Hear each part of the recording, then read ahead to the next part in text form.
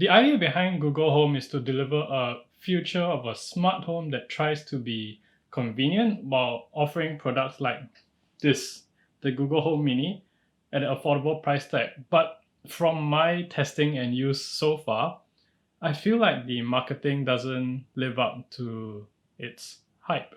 Before we look at the Home Mini and see why it's kind of bad, literally delivering the mini part of its name when we talk about functionality, let's first understand why it's designed to do here on Ryan Reviews. One of the most important functions of a smart speaker is a good speaker. In this case, it's a really good sounding speaker, clear with some bass. And when you're designing a smart speaker that responds to your commands, the focus should of course be on clarity. It delivers well in that respect. Every syllable is pronounced clearly, so you know if your Home Mini is issuing a correct response or something like this. Hey Google, turn on my fan. Okay, turning the bedroom fan on. It can understand how Singaporeans speak, so not really an issue. When it comes to understanding and executing commands, it's pretty basic. Setting up an alarm, controlling my fan and lights, asking it to vacuum my floor, and playing music. I found the quality of the songs to be pretty decent because it connects using Wi-Fi. It means that it can play higher quality songs with better fidelity as compared to Bluetooth speaker. So if you have Spotify or another compatible music streaming app on an Android phone, you'll be able to maximize most of the features on the Home Mini. On an iPhone, however, you can use it to set up, like the Google app. It's pretty seamless, but the functionality is actually quite limited. Apple Music on the iPhone doesn't detect the Home Mini for it to stream to, as the Mini doesn't have AirPlay functionality. But Apple Music on Android lets you stream to the Home Mini. Kind of weird actually.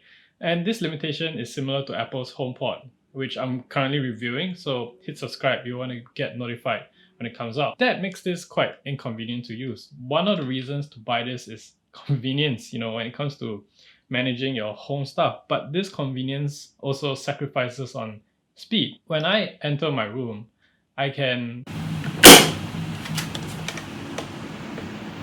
which is way faster than, hey Google, turn on my lights.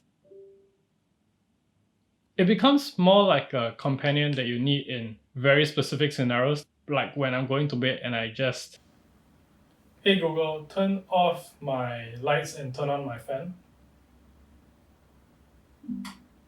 Sure, turning the bedroom fan on.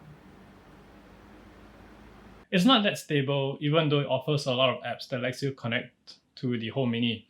And this is where the Home Mini starts to feel intrusive. To activate your assistant, you have to say the magic phrase.